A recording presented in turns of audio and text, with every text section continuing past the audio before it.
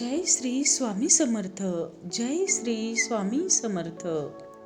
स्वामी म्हणतात, भिवू नकोस, मी सदैव तुझ्या पाठीशी आहे.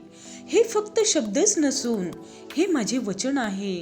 तू भिवू नकोस, मी सदैव तुझ्या पाठीशी आहे.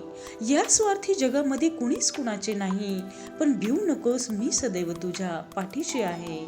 तू केव्हाही हाक मार, मी सदैव तुझ्या पाठीशी आहे.